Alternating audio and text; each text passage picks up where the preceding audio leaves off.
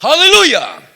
이 복된 아침 예배하는 사랑하는 모든 성도들에게 하나님의 놀라운 은혜와 축복이 함께 하시기를 주님의 이름으로 축원합니다. 예수 이름으로 축원합니다. 우리 옆 사람에게 오늘 은혜 받고 갑시다고 인사하시겠습니다. 하나님은 이 역사를 주관하시는 분이십니다. 아멘이시죠? 그리고 여러분 개인의 역사도 하나님은 주관하십니다. 시대마다 하나님 믿음의 사람을 세우셔서 하나님의 역사를 대신하게 만드는 것이죠. 아멘. 사랑하는 여러분, 오늘 이 시간에 예배를 드리면서 하나님의 그 놀라운 그 비전과 환상이 우리의 심령 안에 펼쳐지기를 축원합니다. 올 때 꿈과 갈 때 꿈이 달라지기를 바라고, 올 때 믿음과 갈 때 믿음이 달라지기를 바랍니다. 올 때 환상과 갈 때 환상이 달라지기를 바라며, 여러분 올 때 표정과 갈 때 표정까지 달라지기를 주의 이름으로 축원하며, 하나님의 은혜가 여러분의 심령을 압도하시기를 축원합니다.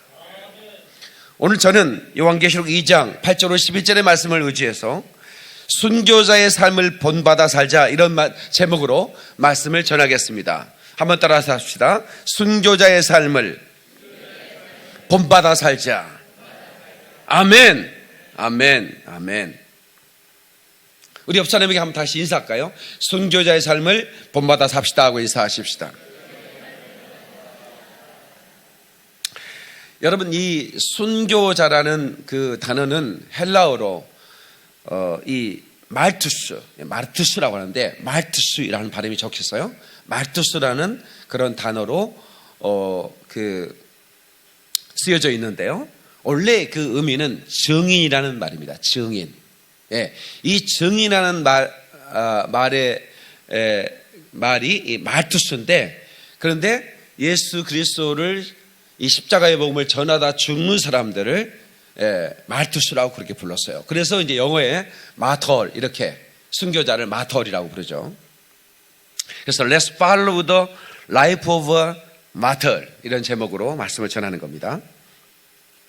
그러니까 예수 그리스도를 구주로 고백하고, 그리고 이것을 증거하다가 죽은 사람들, 이런 사람들을 이제 말투스라 이렇게 부른다는 것을 기억했으면 좋겠습니다. 우리나라에는 이 주기철, 손양원, 이기풍 같은 대표적인 순교자가 있고, 최근에 배형규 아프가니스탄에서 목사 공식 순교자로 지정을 했습니다. 초대교회 스데반을 시작으로 예수님의 제자들이 전부 다 순교했고, 그리고 기독교 역사는 피로 얼룩진 역사가 되었습니다. 계속해서 순교의 피가 뿌려지는 곳에 꽃이 피고, 그리고 복음의 열매가 맺히기 시작했습니다. 그래서 언제나 그 영적인 토양에는, 그 기름진 토양이 되기까지는 순교자의 피를 요구했다는 말이죠. 이 땅에도 그 토마스라고 하는 선교사가 대동강 그 물에 자기의 피를 다 뿌려서 그 피가 섞여져 이 민족 가운데 흐르고 있는 것입니다. 그리고 이 민족에도 계속해서 순교자들이 나왔습니다.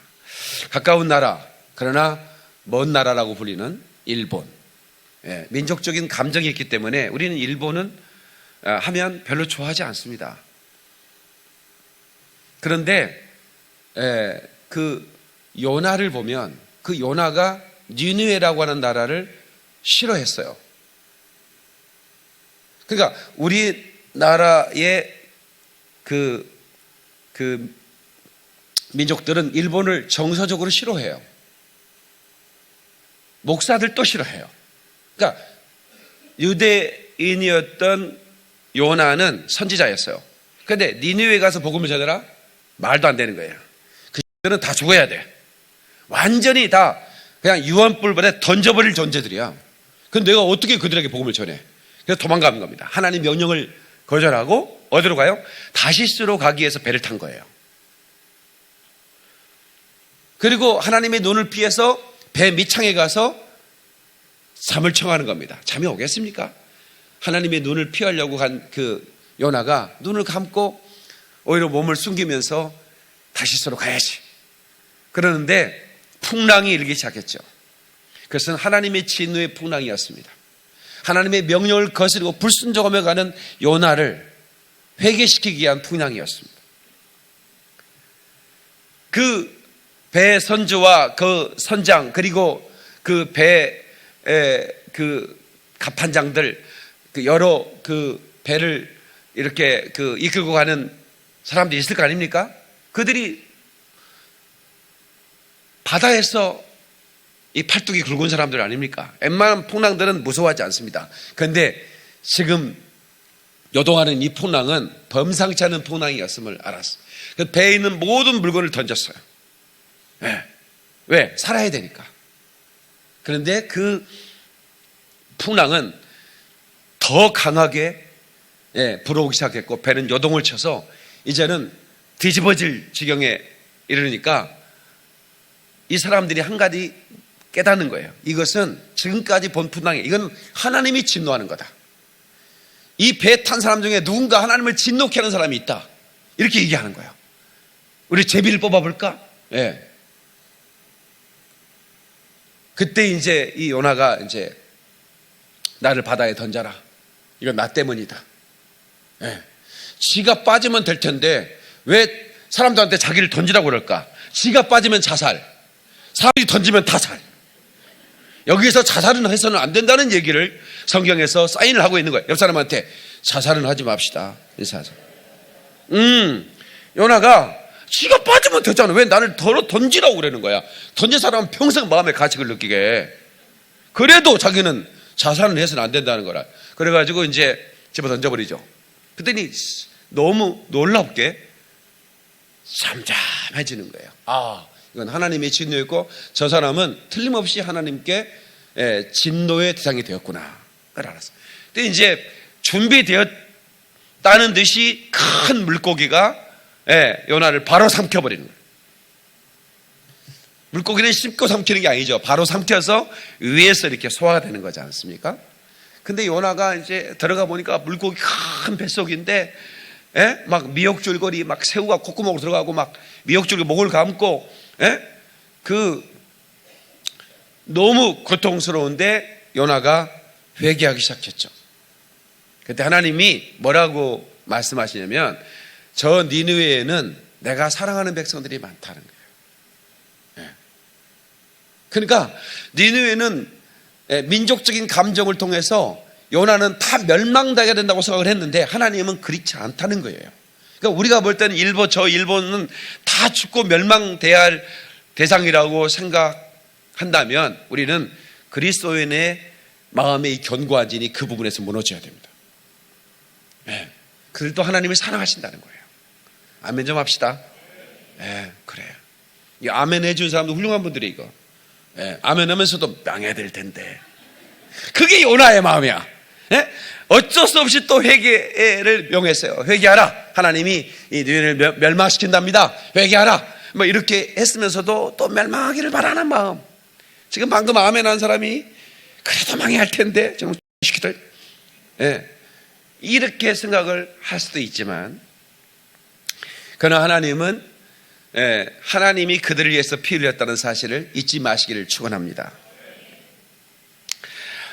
가장 도전이 됐던 장소는 이 5.3m, 3.5m, 6평 정도 되는 그 공간에 35명의 키리스탄, 그러니까 우리는 크리스탄이라고 그러는데 일본은 기리스탄이라고 불렀는데 그 사람들을 옥에 가뒀어요. 누구라도 부인하면 나와라. 예수를 부인하는 사람은 집에 돌아가도 된다. 근데 35명이 거기서 누울 수도 없어요.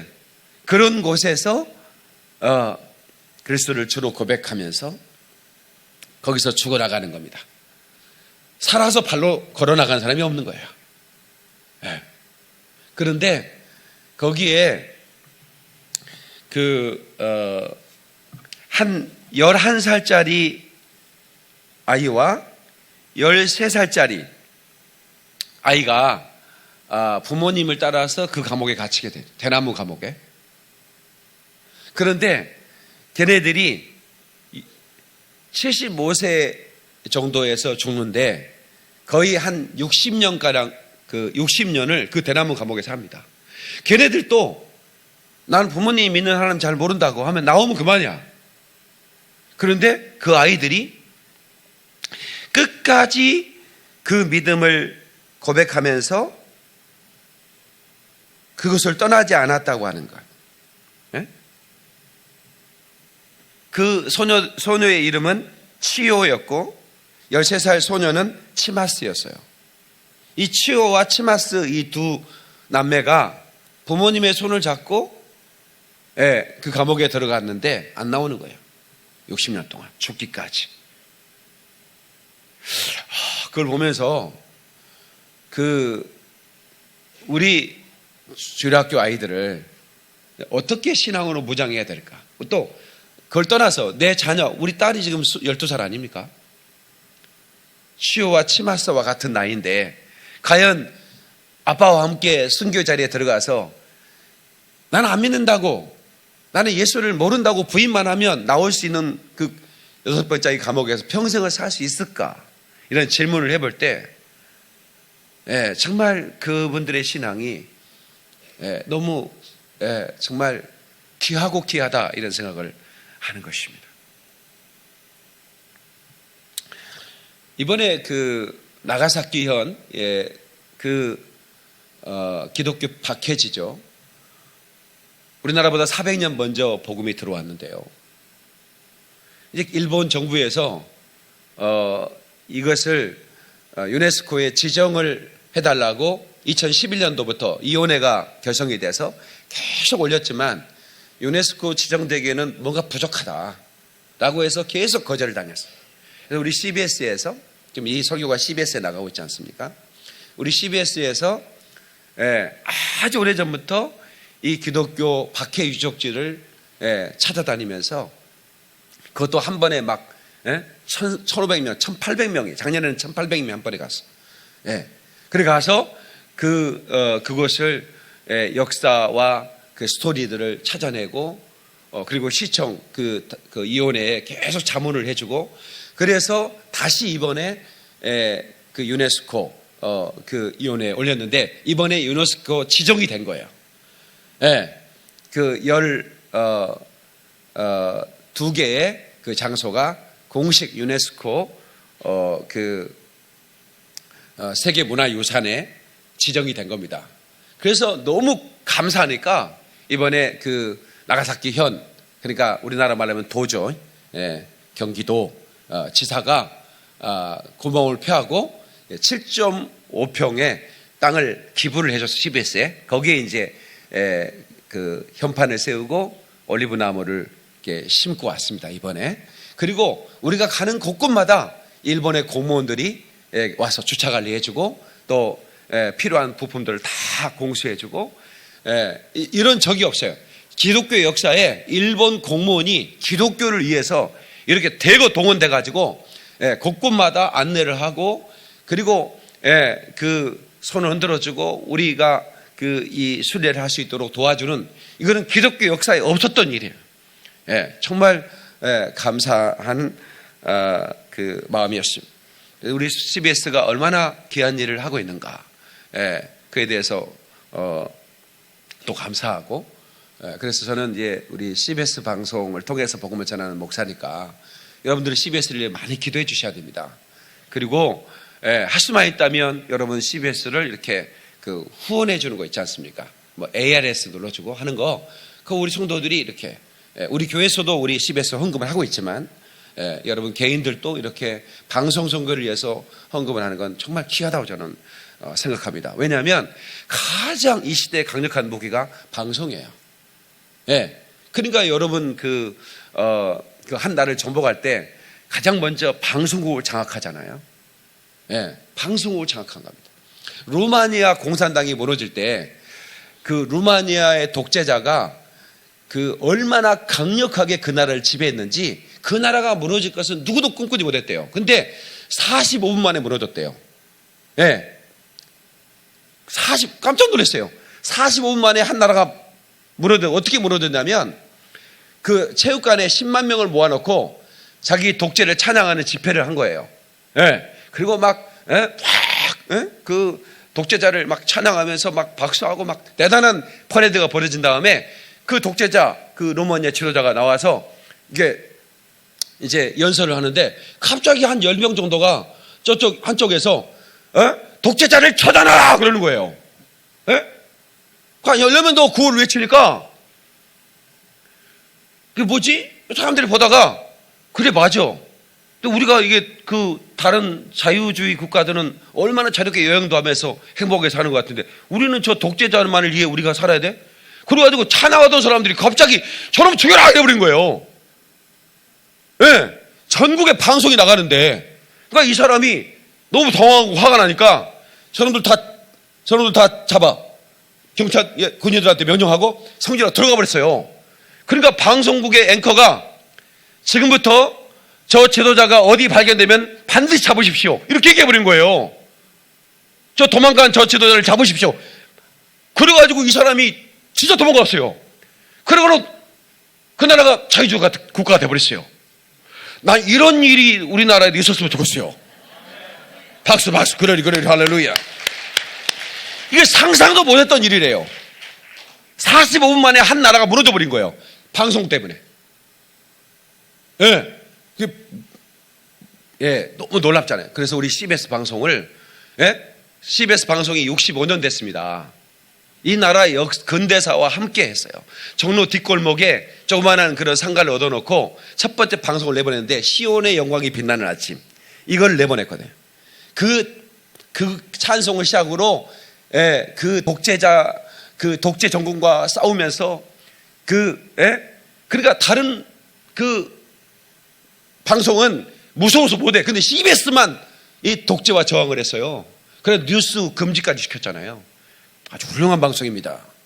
이 방송을 위해서 여러분 기도해 주시고 후원해 주시기 바라겠어요.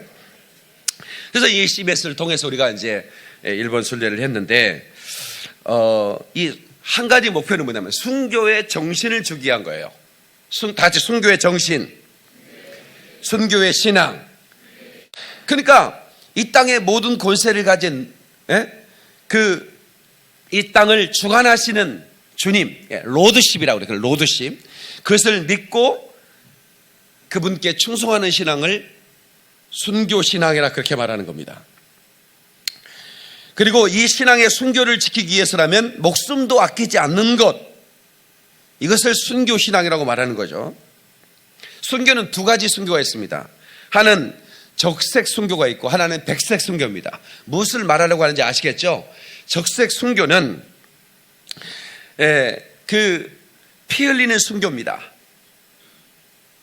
그리고 백색 순교는 삶 가운데 순교예요.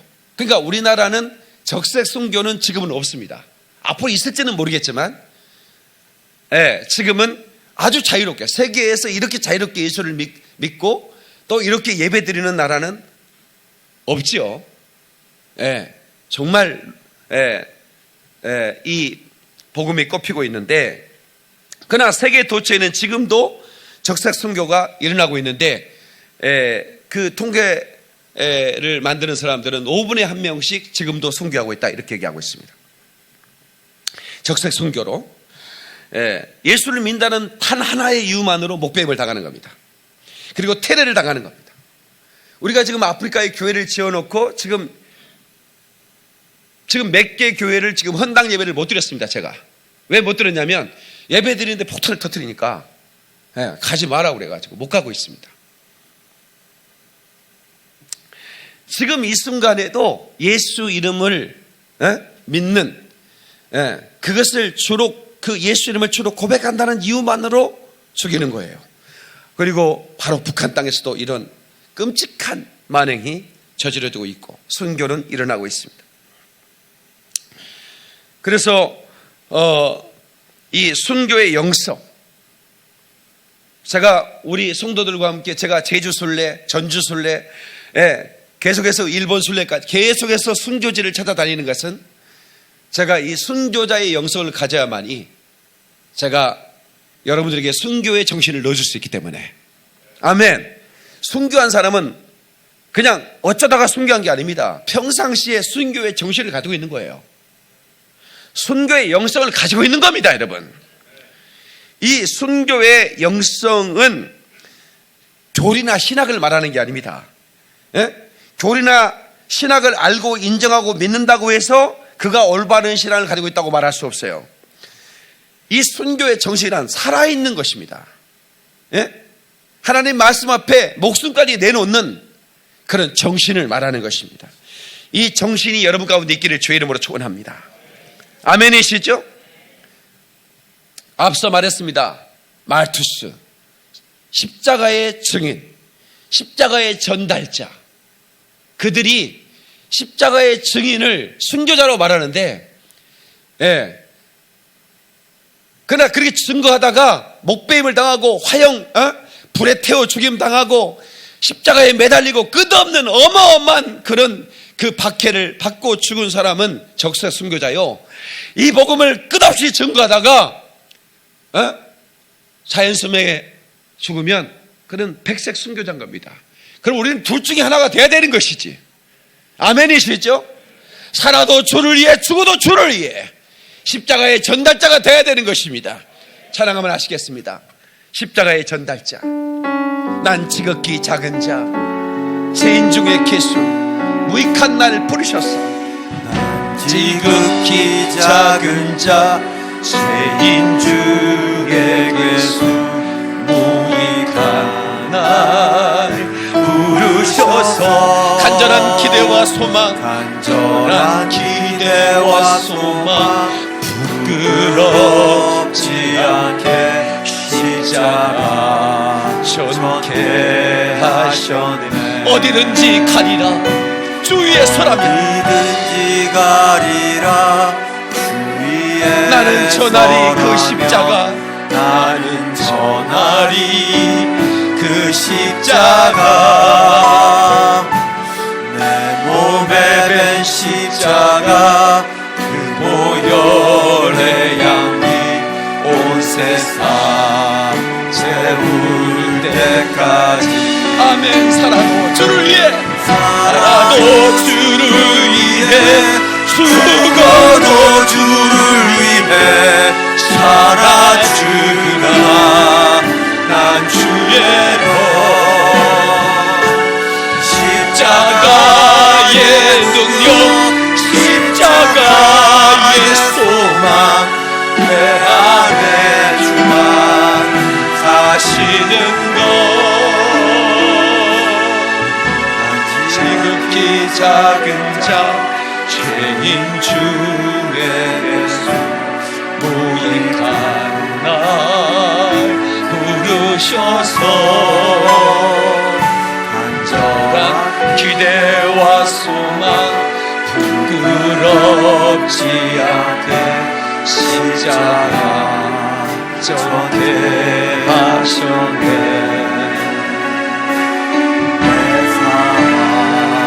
나의 십자가.